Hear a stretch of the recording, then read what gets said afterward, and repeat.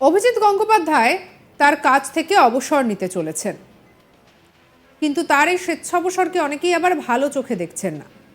অভিজিৎ গঙ্গোপাধ্যায় প্রথম থেকেই তার উদ্দেশ্য ছিল রাজ্যের শাসক দলকে অপদস্থ এবং হেয় করা। এবারে একেবারে রাজনৈতিক পরিসর থেকে তার বিরুদ্ধে উঠল এমন অভিযোগ।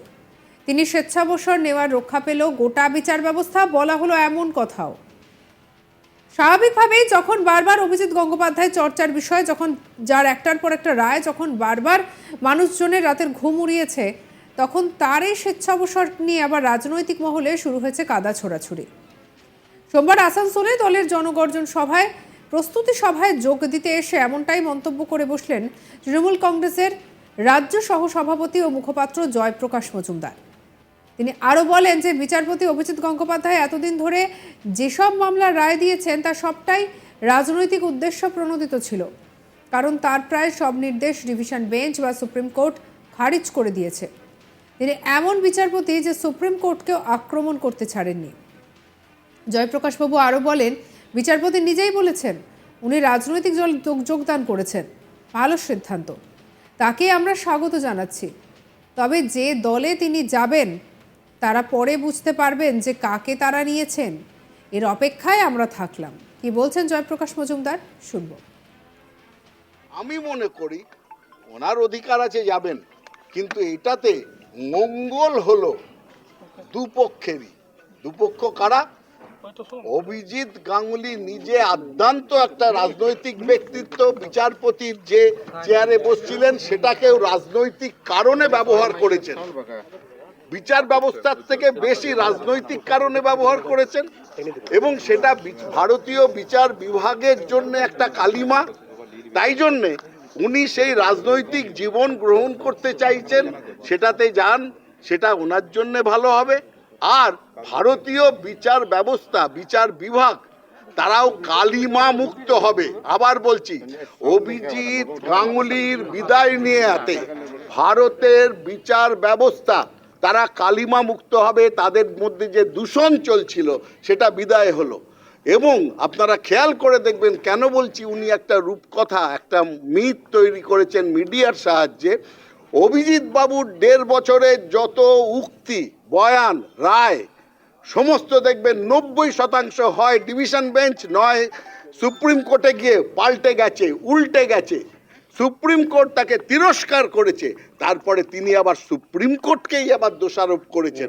ওনার মধ্যে আছেন আমি আমি আমি আমি সর্বস্ব একটা লোক, যিনি তার আশেপাশের কোনো লোককে কোনোদিন সুখ দিতে পারেননি। তাকে আমি বলছি যে শুভেচ্ছা জানাচ্ছি, যান আপনি রাজনীতি করুন, কিন্তু যে দল তাকে নেবে, ভাগ্যিস তিনি বলেননি তৃণমূল কংগ্রেসের কথা, বলেছেন বিজেপি আছে, সিপিএম আছে, কংগ্রেস আছে ইত্যাদি, 3টে দলের নাম বলেছেন।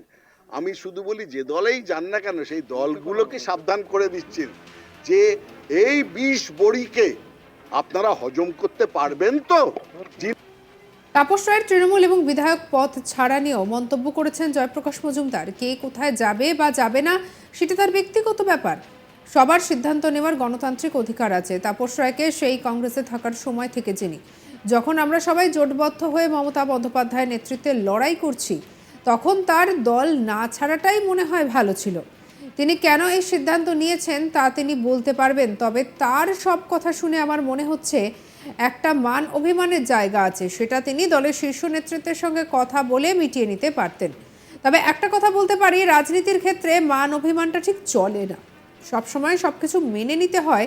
তার অন্য কোনো দলে যাওয়ার উদ্দেশ্য সফল হোক সেই কামনা করি। কি বলছেন জয়প্রকাশ মজুমদার, শুনবো। দেখুন, একটা কথা প্রথমেই বলে নেওয়া দরকার, তাপস রায় জাতীয়তাবাদী দলের সৈনিক হিসেবে কংগ্রেসে ছিলেন।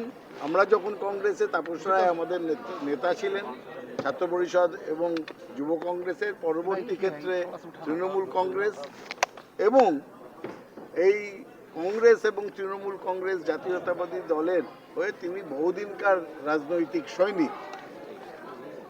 আজকে এতদিনকার 35-40 বছরের রাজনৈতিক জীবনের প্রায় অপরাহ্নে এসে তিনি আজকে তার বিধায়ক পদে ইস্তফা দিয়েছেন, দলের থেকে ইস্তফা দিয়েছেন এবং কিছু কিছু মন্তব্য করেছেন।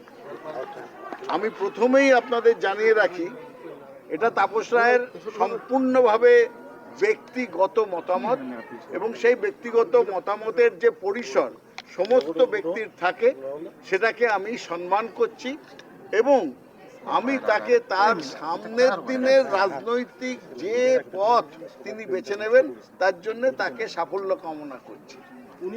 এইটা বলার পরে আমি বলছি, আপনারা জানেন উনি কি কি বলেছেন, আমিও শুনেছি। প্রথম কয়েকটা জিনিস আমি বলে দিই যে দল করতে গেলে সেখানে মান অভিমানের জায়গা থাকে না, দল থাকে মতবাদের উপর নির্ভর করে, রাজনৈতিক লড়াইয়ের উপর নির্ভর করে থাকে। কিন্তু যদি কারুর মান অভিমান দলের লড়াইয়ের উপরে চলে যায় তাহলে কিন্তু সেই রাজনৈতিক ব্যক্তির জন্যও সেটা শোভনীয় নয় এবং দলের জন্য সেটা বিপজ্জনক। সুতরাং উনি মান অভিমানের কথা বলেছেন। আমার নিজের ধারণা, এতদিনকার বর্ষিয়ান অভিজ্ঞ রাজনীতিবিদ হিসেবে তার কাছে এটা আমরা আশা করি না যে দলের লড়াই, দলের মতবাদ, দলের সামনের দিনের এজেন্ডার থেকে নিজস্ব মান অভিমান বড় হয়ে দেখা দিয়েছে এটা।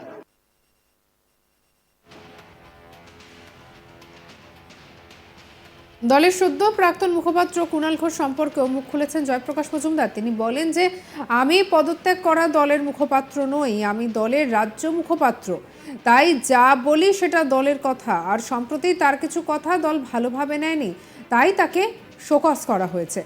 আর এদিকে এই বিষয়টাকে কেন্দ্র করে রীতিমতো চাঞ্চল্য ছড়িয়েছে। তবে এদিন একেবারে চাঁচা ছোলা ভাষায় আক্রমণ করেছেন জয়প্রকাশ মজুমদার।